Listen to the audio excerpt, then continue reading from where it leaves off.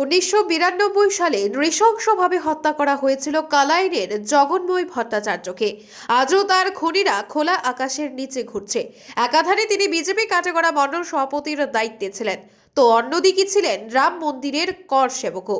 শুক্রবার ভিএইচপি পশ্চিম কাছাড় জেলা সভাপতি পরেশ চন্দ্র পাল ও আরএসএস এর পশ্চিম কাছাড় জেলা প্রচারক বাপ্পা কর প্রয়াত জগন্ময় ভট্টাচার্য ওরফে কানু ভট্টাচার্যের কালাইন সুন্দা ওড়া স্থিত বাড়িতে গিয়ে তার ছেলে জয়ন্ত ভট্টাচার্যের হাতে অযোধ্যায় শ্রীরাম মন্দির উদ্বোধন উপলক্ষে অযোধ্যা থেকে আসা রাম মন্দিরের ছবি, আমন্ত্রণ পত্রক ও অক্ষয় চাল তুলে দেন। পরে সংবাদ মাধ্যমে কথা বলতে গিয়ে ভারত সরকারের দৃষ্টি আকর্ষণ করে পরেশ চন্দ্র পাল বলেন, দিন কয়েকের মধ্যেই ভব্য শ্রীরাম মন্দিরের উদ্বোধন হবে এবং রামলালার প্রাণ প্রতিষ্ঠা হবে। রামময় হয়ে উঠবে সমগ্র দেশ। তাই এই শুভ সময়ে কর সেবক জগন্ময় ভট্টাচার্যের খুনিদের শনাক্ত করে উপযুক্ত শাস্তির দাবি জানান তিনি। ব্যুরো রিপোর্ট, আজকের বরাক। আমরা স্বর্গীয় জগন্ময় ভট্টাচার্যের বাড়িতে এসেছি, যাকে কানুভট নামে সকলের কাছে সুপরিচিত ছিলেন। বিগত দিনের ইতিহাস বলতে গেলে আমি সংক্ষিপ্ত কয়েক কথা বলবো। উনার বাড়িতে এসে আমি উনার ছেলেকে পেয়েছি, যিনি প্রাক্তন একজন আসাম রাইফেলসের রিটায়ার্ড কর্মী। নাম হলো জয়ন্ত ভট্টাচার্য, একমাত্র পুত্র। এই জগন্ময় ভট্টাচার্য কালাইন অঞ্চলে তথা কাঠিগড়া অঞ্চলে ভারতীয় জনতা পার্টির কাজ করে গেছেন সভাপতি হিসাবে। তখন দুইটা মণ্ডল ছিল না, একটি মণ্ডলে এই ভারতীয় জনতা পার্টির একনিষ্ঠ কর্মী হিসাবে সংগঠনকে উনি দিনরাত্রে নিরলস পরিশ্রম করে বর্ধিত করেছেন।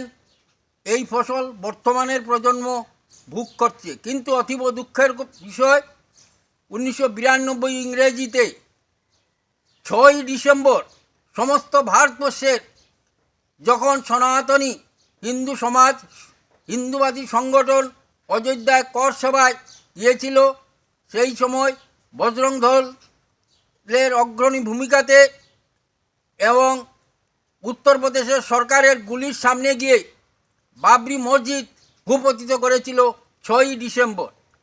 6 ডিসেম্বর এইটা ভারতের ইতিহাসে লেখা আছে।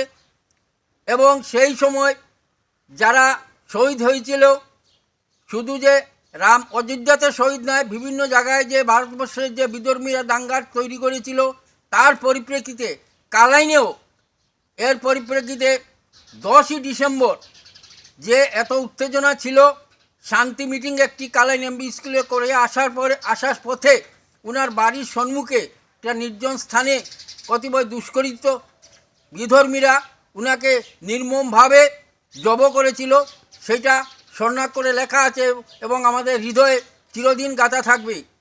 কিন্তু আজকের এই 22 জানুয়ারি যে রাম মন্দিরের উদ্বোধন হবে, সেই উদ্বোধনে উনি দেখতে পারবেন না। তাই জন্য আমরা উনার বাড়িতে এসেছি। উনার ছেলেকে আমরা পত্র দেব এবং তৎসঙ্গে রাম মন্দির যে রামলালা প্রতিষ্ঠিত হচ্ছেন, উনি আগামীতে অযোধ্যায় যাওয়ার পথে আমরা নিমন্ত্রণপত্র দেব। তৎসঙ্গে অক্ষত চাউল উনার ছেলের হাতে আমরা দিয়ে যাব। অতীব দুঃখের কথা, আমরা বিগত এত বছর হয়েছে 92 ইংরেজির পর থেকে স্বর্গীয় জগন্ময় ভট্টাচার্য যারা হত্যা করেছিল, হত্যা মানে নির্মমভাবে হত্যা, ব্রুটালি মার্ডার যারা বলে, উনার হত্যাকারীর এখনও কিন্তু সাজা হয় নাই। এই মামলাটা এখনও কিন্তু নিষ্পত্তি হয় নাই। মামলাটা কিভাবে মানে সরকার পক্ষ এটা সাক্ষীর অভাবে আমরা এখনও এই জন্য ব্যথা পাই, এটার কিন্তু অপরাধীর সাজা হয় নাই। তাই আমি আশা করব এই রাম মন্দির উদ্বোধনের পূর্ণ লগ্নে যারা এই নির্মমভাবে হত্যা করেছিল ওদের যেন সাজাপ্রাপ্ত হয়।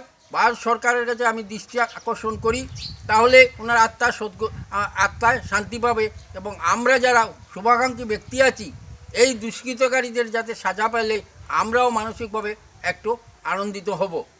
আমরা এখানে অক্ষত চাউল, রাম মন্দিরের ফটো এবং এই যে পত্র ওনার ছেলের কাছে আমরা সমর্পণ করব এবং আগামীতে উনি অযোধ্যাতে গিয়ে রাম মন্দির দর্শন করবেন এই আমন্ত্রণ জানিয়ে আমরা যাব।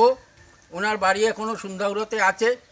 সন্ধ্যাউড়িতে কেউ থাকেন না, একজন কেয়ারটেকার থাকেন, কিন্তু মাঝে মধ্যে ওনার ছেলে শিলচর থাকেন, রিটায়ার্ড হয়েছেন, এবং মাঝে মাঝে এসে দেখেন। আমরা ভাগ্যচক্রে ওনার বাড়িতে এসে আজকে ওনাকে পেয়েছি। সেই যে জয়ন্ত ভট্ট, ওনারও দীর্ঘায়ু কামনা করি। আমি ওনার স্যার শিক্ষক ছিলাম এই মনে টানে, এবং কালকে যোগাযোগ করে ও বাড়িতে এসে পেয়েছি, এটা ভাগ্য।